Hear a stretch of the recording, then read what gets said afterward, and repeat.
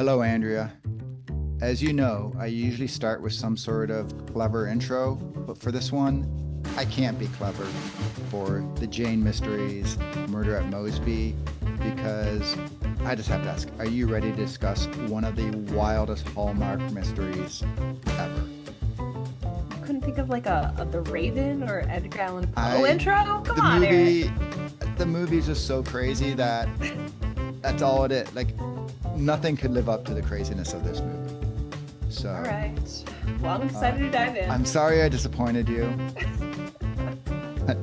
Oh well. All right. Well, this is Eric, This is Andrea and it's Hallmark Mysteries. and more. This podcast was created by fans for fans and is not affiliated with or sponsored by Hallmark or the Hallmark channel. Well, geez, Andrea, just kill me for sorry not being clever enough. But the movie, like I said, I was thinking of Raven ones. I was trying to do all that, and I was just like, no, I just can't do it. This movie almost has me speechless, but it doesn't. I have plenty to actually talk about. So, but before we get into that, we do have some news about what's coming up to discuss. So, first, we just got word that there's going to be well, we've heard before the Aurora Tea Gardens are coming, but we have heard that they are coming on Hallmark Plus on October 3rd and 10th. So literally next week, right after the Jane ends, we'll roll right into some new Aurora. What do you think of that? I mean, we were just going over our schedule for like October, and wow, we're just gonna have so much to talk about because we had said off air, we're like, oh, what are we gonna talk about? We're gonna have to dive into really deep into Christmas movies, and then here we just keep getting more and more content. So we have plenty to discuss. So I'm looking forward to diving into Aurora again. That's probably why they've been re-airing them. They've been doing some marathons. I don't know if you've noticed, and then they keep saying, and we're going back to the beginning at the end. So they're probably trying to keep us remembering all about it. So I'm excited. Did you like the new one, or were you like, because I know you like the old ones, but did you Yeah. like what she did? Well, remember, I was a little bit, it took me a little bit to warm up to them. So as now we're farther and farther away from the original. Yes, I'm game for coming back into the old or the newer Aurora. So I'm excited. I do want more. I did think the actors were great and they were brilliant the way they portrayed it. Minus Sally, I don't know if we got a recast there, but maybe she'll tone it down. Just Oh like yeah. how some of them they tone down their performances based on feedback, so that might be the case here. So that would be great. Okay. And then the other news is Five Gold Rings is going to be part of the countdown to Christmas. Well, it's on Hallmark. I believe it's on Hallmark Mysteries and More, or Hallmark Mysteries. But Five Gold Rings, John Christian Plummer had said he wrote a Christmas movie that's coming out, and so this is the one. So it is a mystery. It's kind of like along the lines of the last year, the missile, or was it Mystery on Mistletoe Lane or something like that? Vic Webster. Yeah, yeah. But I think this one's adult. This one is not kid, but it's it's not dead body. It's more of the sleuthing around. But here's one thing I think you will like. I'll read you the first sentence and you tell me if you're excited. First of all, it stars Holland Roden. So tip line, very excited about that. And Okay. then Nolan Gerard Funk. I don't know who that is. Do you? No. I don't either, but he is starring in it. But here's the first line. And just from that, you have to say if you're excited or not. You ready? When New York City painter Audrey Moss, played by Holland Roden, returns to her small Minnesota hometown for the holidays.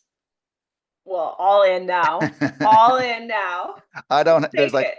there's like a whole two paragraphs beyond that, but I realize you don't need Uh, any more, do you?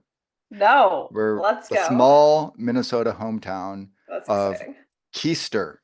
I don't know if that would be a good movie setting. There's not much there. I think we should write our own Hallmark rom-com and we'll have it take place in Keister and It would be, I don't know. We could have Oh, a lot of fun with that title. So, well, but I'm looking so forward yeah, to it. like you said, it's amazing because we were, I don't know, maybe a month ago being like, oh man, what are we going to do this fall? We're not going to have, a lot of content. Anything. We'll be having to do some old reviews and, from movies. And now we are like just struggling to keep up. When we get to the end, we'll let people just know how busy we are in the next couple weeks. But exciting stuff. Very, very, very Yes. exciting. Um, And I will say I'm having still, oh, for everyone who did not see, Andrea is drinking out of her new birthday mug. Eric So, got me this for my birthday. It says just Jessica riding a bike, solving crimes kind of day. And then it's got a mug with a picture of a bike like Jessica has in Cabot Cove. So I told him I would use this on the podcast to sip my coffee. well, mine, which is a little bit different, Very fitting for you. His says is I may be wrong, but it's highly unlikely. That just describes Eric to a T. So so both of our mugs are very appropriate. very So on yes, brand. my sister sent me this one, so I guess that's Oh, all you that's need to funny. know. Well, do we want to dive into Murder at Moseby? Let's go. All right, here is the recap. Jane goes undercover at her alma mater to help her college boyfriend solve a crime he may have witnessed years ago during the annual Edgar Allan Poe Festival. And this stars Jodie Sweetin and Stephen Huszar. So this week, I'm gonna have you start since you're speechless about this. So what are you? Speechless with a page and a half of Oh, notes. geez. Okay, well, what do you rank this one? I gave it a 3. Okay. And I will say, let's start out with Didn't you give the last one a two? a 2.5. Wow. Okay. Yes. Okay. So I know, I know. I loved first that the intro with Jodie So singing at the good. Poe Festival. Her costume, spectacular. Her singing in that song, spectacular. It was like, wow. So I really like, I can't say I like jazz kind of, but I tell you what, Jodie may make me a jazz lover of all this because she is so good in this. So loved loved that. Then the chaos started. And the plot holes left, right, all over the place. It was this movie was pure chaos. But that's kind of what I actually ended up enjoying about it, that it was just now, I don't know if it was intended, and which I doubt it was, but it was just so crazy that it became enjoyable. Now, this was written by Paula Tiberius. Once again, I don't know why people can't just have names like Wood, nice and simple, but everyone has a complicated name. But she wrote one of your favorite movies, The Heiress and the Handyman, recently. So Not my I favorite say that movie, very but okay. facetiously because you are a Jodie Sweetin fan and I am. couldn't It even was an average movie for me. couldn't even pull that out of it for you. So, but she hadn't written the previous one, so there obviously like I was trying to figure out how this movie flowed with the other ones because we were sort of getting, the first couple getting a little progression, and then this just took a whole left turn and it was makes sense because it was just written by somebody who she doesn't really written in the mystery space or anything like that either. So it kind of makes sense in that aspect. But I will say I have not, unlike you, I have not been a Jodie Sweetin fan in the rom-coms, but she I really like her as Jane. I think she carries these movies when she's on screen. She just has a presence and she just commands this role. And I can see her being Jane. So I love Jodie in this role. Aunt Sadie, she took a little step back because last time we were saying, she got really emotional and there's a lot about, her ex-husband, not her ex-husband, her dead husband, whatever. But she sort of stepped back a little bit, but she's still just a wonderful secondary character. I love um, what Paris Jefferson does with her too. I think it's great. Um, and Stephen Huszar, like I think he also took a little bit of a step back, but he's still well ahead of the first one there. But I was expecting his character to really be a little more developed in this one. But once again, I'm kind of attributing a lot of this to being a brand new writer who probably was given like, hey, here's the first movie, here's the script for the second one, try to keep going and didn't, miss a lot of nuance and miss some of those things as if it was one person who was continually writing these and stuff. So, all right, we had talked about this. Andrea, what is one of my biggest pet peeves in all of movies? And then I always harp on it again and again and again. Old guy with a young girl. Yes. And in this one, oh my gosh. Okay. The craziness, and we'll get to it, the mystery minute and everything like that. But you had a relationship with a guy who was probably in present day. The movie jumps back 15 years, but present day, I don't know what he's like, maybe 60, early 60s. Yeah, I also had this in And my and so notes. you go back 15 years. So let's say he's 50.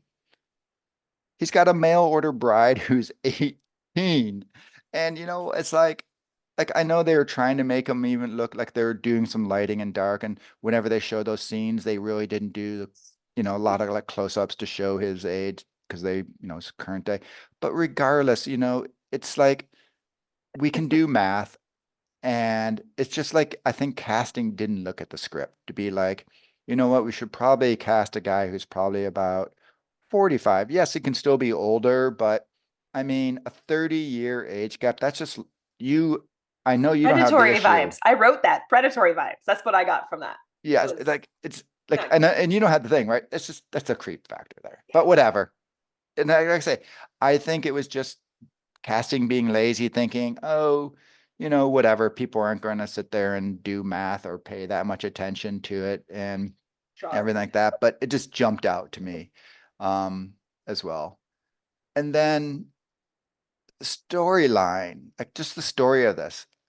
Like we're going to talk about the mystery in a minute, but I just think the story could be considered a mystery because trying to keep up with this was kind of a whodunit because it was all over the place. Like you're going one direction, you're going another direction, and not in the red herring way, just in the what the hell is going on way, right? It was just like I was watching this by the way on a plane too, and it was a red eye, and I'm just like no, well, actually it wasn't red eye, it was 7 a.m. 5 a.m. flight, so it's still dark out and everything like that. Everyone else is sleeping around me, and I'm just watching this thing in like awe. And so yeah, so it was just crazy. And then, which it's Hallmark movie. We're not supposed to look at things too closely, but you get Professor Emma hired at a higher education school, and yet she has like no record. So like, how is she like? What's her credentialing? What is how is she getting paid? So when she goes to the see Sylvia, how could Sylvia not know a professor at a higher education thing was like, it's just crazy. It's Hallmark. I know you're supposed to let it go, but it's just like you can't just slide into teaching a class at a university kind of thing. So whatever. Even by Hallmark standards, that one was a stretch. Like I said, I've got miles and miles of stuff. I have nothing to say. I'm speechless, but I have miles and miles of notes here. The costumes and the wardrobe, once again, I thought were fantastic. I loved Jodie had some of the outfits throughout there. She just looked fantastic. But did they spend literally the entire budget on those clothes that they had no money left over for a decent wig? I mean, like that's like running down to Goodwill and getting a wig and saying, "Okay, Jodie, here's your wig," because the wig that she had to put on I usually can't tell when you have a wig on, and yet I think the people sleeping in 2 rows behind me could tell that she had that ridiculous. Do you know what the only thing more ridiculous than her wig was the beard that Dean Genuette had on at the beginning of the Love on the Danube. All right, I got to take a breath before we keep going. I love Sylvia, that character. She was kooky, she was fun. I loved how she was just so into it. They recruited her in, and she's like, "What do you need me to do?" She listens to her podcast, her Make Do Mysteries, which I was like, "Dang, man, that's a really good name for a podcast. I love it." And stuff. But I just love how she's like, "I knew something was up. I busted you." And like she's breaking into the house to bust him, and then she's on board. So loved that character. She was fantastic. She was like in all this chaos, just enjoyable. And then once again, little petty things. Like, I don't know if you remember, she's like, "Oh, here's the skeleton key that opens up every door on campus." And then they hand over some key that looks like it's from the night or the 1600s. It's like one of those old keys. I'm like, I think campus in 2020, if it even has keys, if it doesn't have like keypads at this point, is not relying on one of those old keys to open up every door on campus. So once again, nitpicky. And to keep my nitpicky going on, you got Anthony. He claims he was great friends with Hannah and how great she was, and yet he didn't know she was terminally ill or dating Professor Simpson. I don't think Anthony really understands like what it means to be great friends with somebody if that's the case. Like I think I would notice if somebody like could barely get out of bed because they were so sick and dating a fellow professor who I was also friends with, but whatever. And then just to talk about his like cluelessness, he busted into Emma's class, like right in the middle of class, and was like, "Hey, can I talk to you for a second?" And like rather than wait until class ends, he's just like, "Yeah, class over. I want to talk to Jodie." And he literally had nothing to say. And he's like, "Hey, let's go, let's go later, chat," kind of thing. So I found that ridiculous. But all this chaos, yet I gave it a 3. That's just amazing because I had so much fun. It's like those movies that it crosses a line that it like you're first like going, "Oh, this is bad," but then it just becomes good because like whether they were planning it or not, I just found it enjoyable. So there you go. That's my 3, my ramblings. What do you have? Well, I don't have as much as you, but I also rated it a 3, and that was I wrote down, this is a hot mess of a movie, but I still had a good time. And Exactly. so for me, like the 3 was definitely the mystery element. I thought it was pretty poor, the mystery itself, which we'll get to. But the rest of the movie, 4 out of 5. I really had a great time with the Raven theme, with the mask, with the costumes, the singing. I thought all of the tunes were very catchy. Like I would listen to those. Like even Right. like the choir group that she was leading. I was like, oh, those are fun. And how they, when they were singing, they went through, and that's when like the kidnapping, took place, or, that's when stuff was happening. I liked how they threaded the music in and moved along the story. Um, some of the overall unsatisfactory feelings for me did not build off that police officer from the last movie whatsoever. We didn't even barely Oh see yeah. Huszar. Like John was just absent basically in this movie. He came in a couple times, which is also funny that Anthony, the ex, was like, "Nope, I can see you guys are a thing. I'm bowing out. I'm not interested in dating you." I'm like, how could you see they're a thing? He's barely been in this movie. This is very perplexing to me that I'm glad they didn't pull the love triangle. I'm glad that at first I was like, oh no, we're gonna have another mystery love triangle, but they quickly dissolved that and off he went. And the same with Aunt Sadie. She really wasn't in this one much at all, but she was in quite heavily the last movie. So I thought, oh, maybe they're trying to rotate around. How they ended this movie, obviously, with her mom's mystery. And so I thought like the whole thing was our killer, in quotations, was going to be the one who killed her mother, like in distraught as he was driving. No, that's not what we find. We just find this like ending on a cliffhanger. Now I have questions because I've looked at the next movie, and it's, as I said, I'll read the synopsis later, but it's about a game show. So are we going to tie in the police officer and the mother, or are we just completely going off on another tangent into a game show? Because I feel like it's going to be very hard to tie all these threads together. So I had someone DM'd me in Instagram and said, I said, oh, how are you liking these? This one was her favorite. And she said, well, I actually watched them. Like she watched number 3 first, then the first movie, and then the second. And she goes, that did not affect my like understanding of the story whatsoever. So I feel like that is a great description of these movies. You could watch them in any order and nothing is congruent. We are just throwing spaghetti at the wall and let's just have three random Jane movies at us, and probably this next one is also gonna be a random one. So there is just not a lot of like through thread line. That's probably my biggest thing with these is I would love a little bit more congruency of like here's the direction we're going, here's what we're building on. That's been some of our things I think in past movies is we really enjoy how we've got that same similar vibe. We're moving the storyline along, whereas these it feels like they are all written by different people. I And just looked it up really quickly, and they are. okay, And that makes complete sense right, to me then, because it feels that way.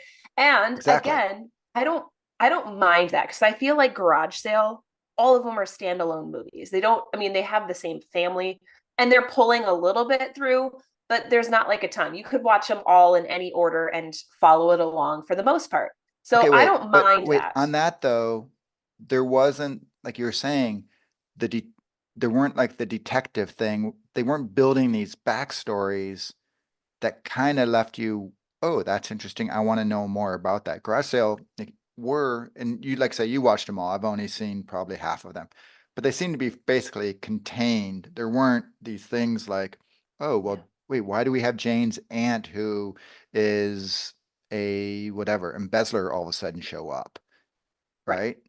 So that's I think is a I think that is a shame that it would be great if they could tie these together. And there's nothing wrong with being self-sufficient in the movie, but then don't have these underlying stories.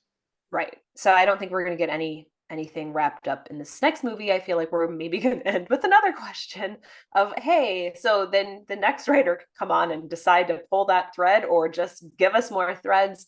And then I don't think this is going to go, I don't think that will go over well with the audience at some point. You're like, there's just too many questions. This just feels like it's all over the place. And then you're gonna lose the audience. So but again, I liked it for what it was. But if they are going to pull threads, I'd prefer them not to do that unless they're going to have that same writer continue to progress that story rather than here, let's throw in that evil police guy that we'll never see again by the looks of this. Right. So that was mine. Um, so sliding into our mystery minute, you know, we had both just talked about how it is not the strongest mystery. This is a wild ending. The dean, I just as you had said, like I wrote that in there, he gives me the creepy feelings because he at the youngest was 40, right? The Yeah. youngest I would give him at 40, and she is new to the country and 18. So again, that math is very cringy. um as soon as he was introduced on screen, I was like, he's the killer, because just like our other guy from Crime Time, every time he's in a movie he is always the killer. And so when I saw him, I'm like, yep, he did it, even though obviously he didn't. She died of lupus, and he was there and then decided to kidnap someone to make himself look guilty. I don't really know. That whole ending was not fleshed out super well. So that was kind of the overall mystery really fell flat because I didn't get any suspect vibes at all. Like they're the only person I was like, it's got to be the dean because again, he's always it. But then the way they resolved it was lots of questions. You're just shaking your head. No, I agree with you. I agree with you. Like I don't really, I mean, it's just There's so many holes like yeah, in it. But not good. here's the thing is, Nick, you said it was really interesting the way that they were pulling in a little bit of that mystery of Jane's mom, opportunity lost, right? And then I thought Yes. it was a really interesting way, which we don't see, that, oh, the resolution is she wasn't murdered. There wasn't a murder. I thought that was like a great little twist. And she died of natural causes. Great. Now, how they Why went would you about kidnap? that was absolute crazy. But I Just thought it tell the was like, police. Like it was what? an interesting, like, oh, I'm going to kidnap you to and throw you in my trunk to take you to this deserted place to explain to you my story. Also, Do you know? Yeah. So I finally figured out the second time I watched it. You know how they kept showing someone like watching her? And it clearly the person, at first I Oh, thought the with the person was in mask a thing. trunk watching, but then I was like, oh, they're trying to say it's the Raven mask. So are we to think that the dean then is just wearing a Raven mask around campus watching Jane as I, she is moving? Is that what we were to think? Because that never got resolved. Like I'm assuming that's what it was then. It had to have been the dean wearing this Raven mask watching her. I Why? don't. I do not Why? know. I do not know. Like Like I say, there's that doesn't make any so many sense. holes, Because at the so end, many I was holes. like, well, this never really got resolved. Because I was like, oh, maybe it was something to do with her mom's death. Well, I doubt it. So we just had someone randomly wearing a mask watching. And along the line too, what's his name, Anthony? Did he not develop these pictures 15 years ago? Oh, no, I don't. Like That seems odd as well. I don't know. Like so many holes. Why would you sit on But film for 15 years and suddenly today's the day I'm gonna do these? Let's revisit this. so, but the one thing I will say is it may have had the best line ever in a movie of during his whole confession. She's in the backyard under her favorite raspberry bush. I actually burst out laughing on the plane when they said that. He was saying it in all seriousness. The absurdity of the like, I think it's supposed to be like a tenderish moment, but oh, I killed my girlfriend and well, I didn't kill my girlfriend. I took my dead girlfriend and I didn't tell anyone and I Buried buried her in the under her. backyard. What a romantic gesture. I have to talk to my wife and find out what her Oh favorite gosh. plant in the yard is so I can do something like Barrier? that one day. But she's in the backyard under her favorite raspberry bush. Yeah. Well, what about Oh, romance? Did good. you feel any? Because I didn't. I mean, I think they moved it forward a little by having Anthony come in and then dismissing Anthony. But again, That, Stephen Azar was not in this movie very much. that's basically my note. You got a tad of a love triangle just to see that John got jealous, but that's it. Yeah. And then, but we talked about it. I 100% do not think they need to be romantic. I think they do so much better being like a little triad of crime solvers that just let John be John, let him get a girlfriend and who's the coroner or something like that, and have him just come in and help the foundation. They don't need, there's not like there's oozing chemistry between them. We haven't gotten a lot of, like, even last one, they kind of started with it and then they just went totally away.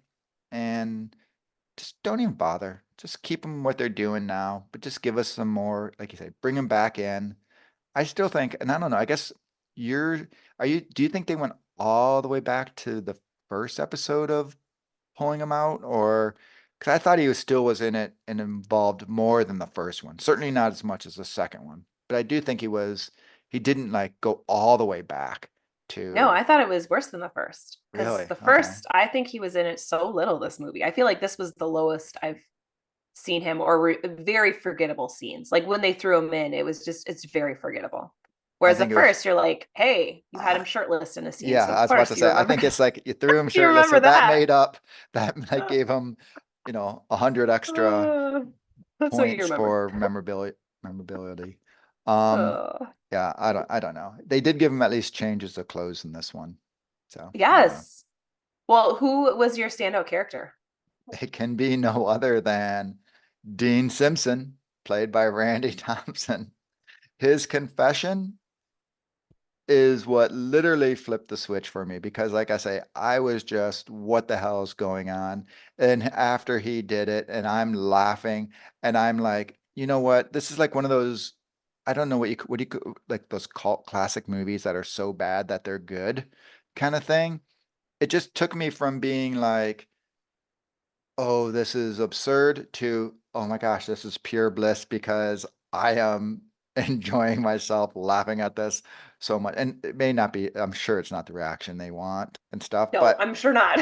but I tell you what, it was 100% enjoyable. And this is the one that I probably would watch again if it's on, just because it is literally The so music, I stinking liked the fun. music. Yes. Oh, and like you said, that Yeah.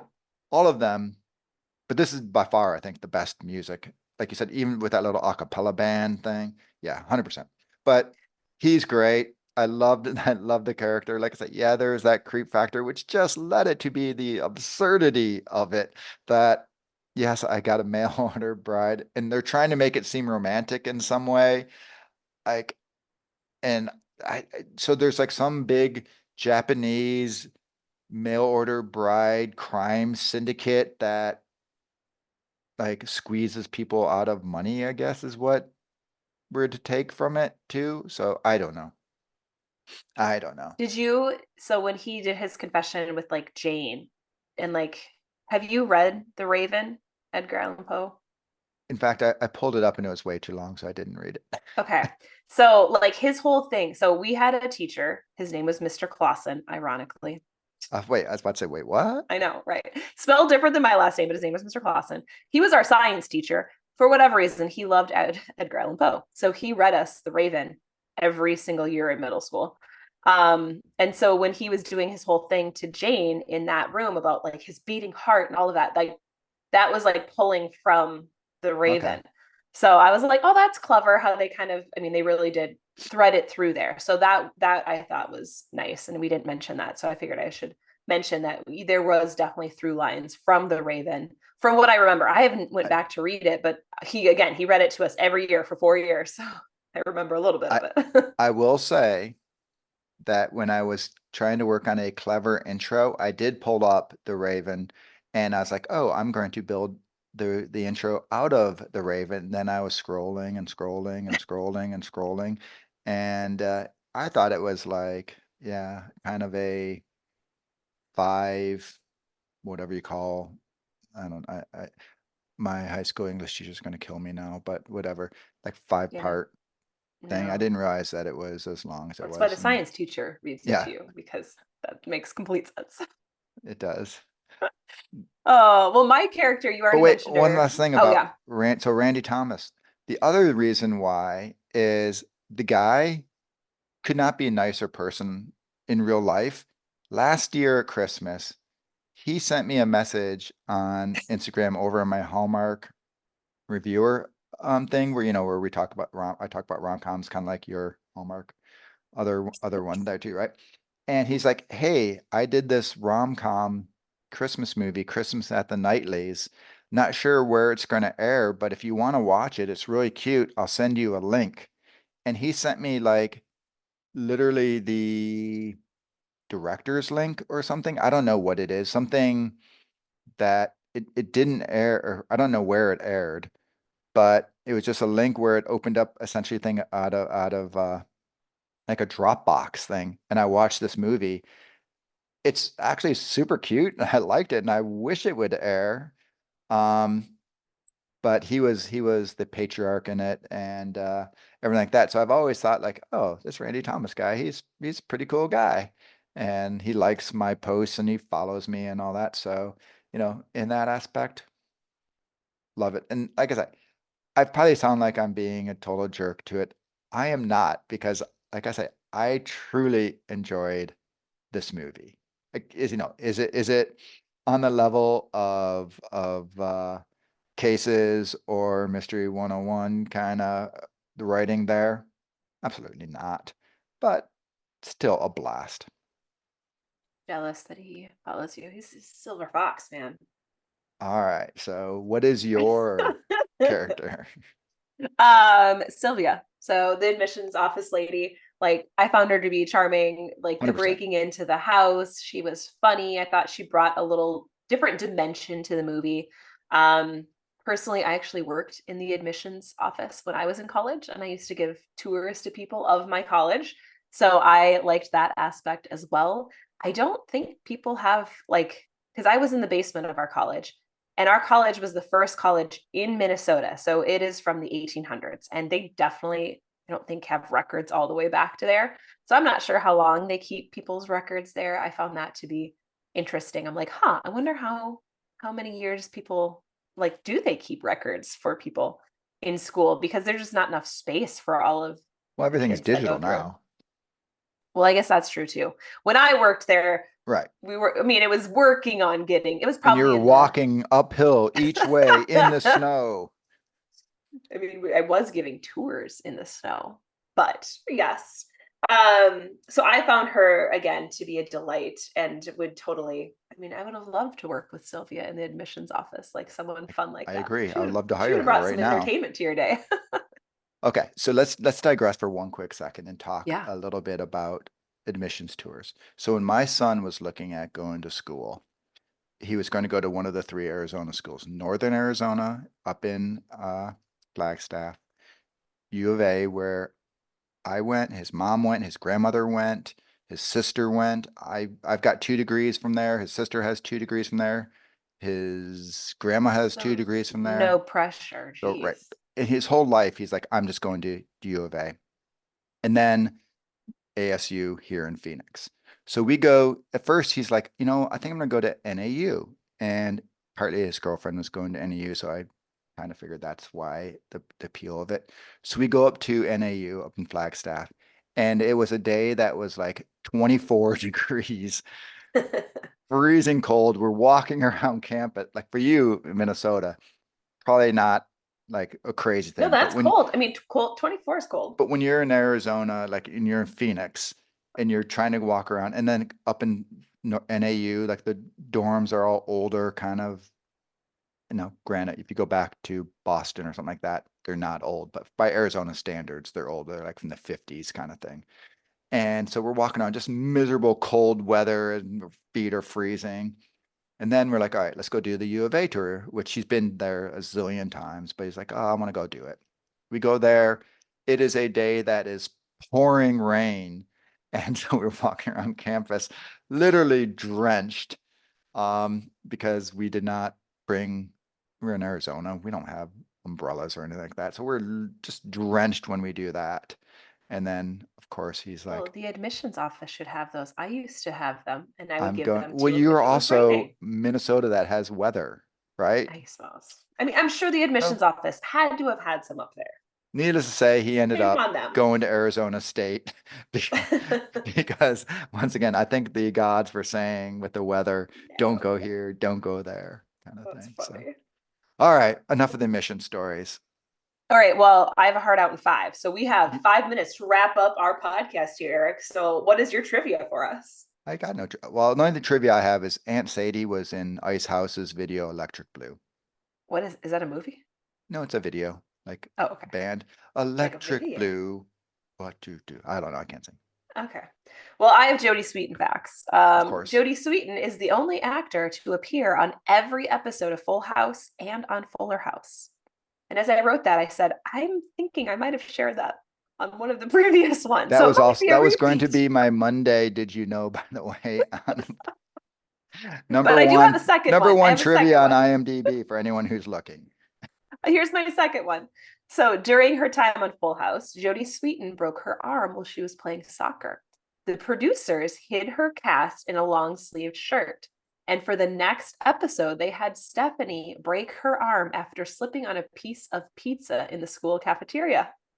Who Isn't that hasn't done fun? that? That is awesome. That is fun. I thought that was really fun. And so School now I'm going to pizza. look for that episode. I haven't watched Full House in a long time, but now I want to see. What about Hallmark and Chill? What do you got for us? Same kind of movie, Wedding Planner Mysteries. One of those movies that's just pure chaos, yet completely enjoyable. Well, I have Murder, She Wrote, Season 3, Episode 10, Stage Struck. The murder of the leading lady's understudy disrupts a play starring 2 previously married actors. That episode was kind of fun. There's quite a few with like stage productions because I was kind of trying to think about which one because there is several on Murder, She Wrote with some stage productions. But I went with this because there's a little bit of more of a mystery element. Not similar to this because I can't think of any Murder She Wrote episode that was this wild with that ending, but this is what I got with the stage production. So Fan corner though. So IMDb, I just kind of pulled that up to see the recent ranking. This is actually a 6.6 rating. And I looked through all of the Janes, and this is the highest rated Jane Crazy. mystery. So I don't know what's going on. The one we had last episode with the prescription, that is still the lowest. It's a 5.8, which is shocking to me because I liked that one a little bit more than this one. But in terms of when I asked on Instagram, what do people think? 5 out of 5, 9%. 4 out of 5, 30%. 3 out of 5, 39%, and a 1/2, 22%.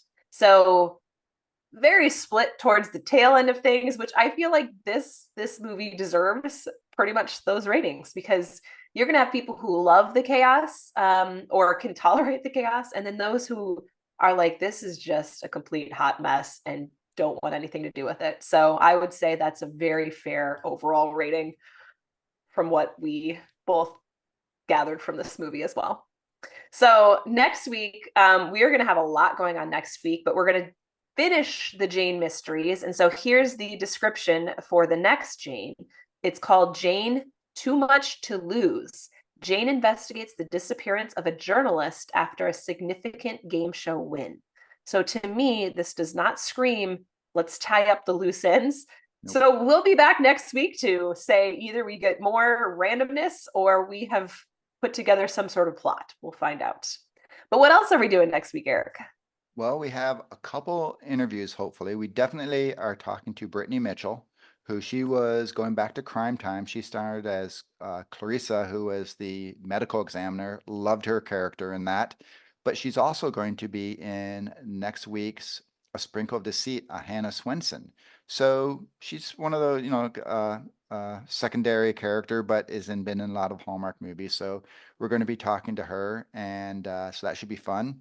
And then hopefully we're going to have a 3-episode week again, because right now we're in the final stages and we're trying to get everything worked out, but we're hopefully going to have a huge interview for by a big star coming up. If we can't do that, there is a character in the upcoming Jane mysteries who may get my character corner, Kiwi the cockatiel. So maybe we'll go for Kiwi and see if we can get Kiwi to do an interview if we don't get the other one arranged. But we will know by probably the time that this is airing whether or not we're going to be having episodes next week, Monday, Wednesday, Friday, or just Tuesday, Thursday. So we'll let everyone know what to look forward to. A lot going on. All right. Okay. Wrapped up just in time. Just in time. Go enjoy tennis. It was good talking to you. Yes. Let the chaos conclude. Bye. Bye.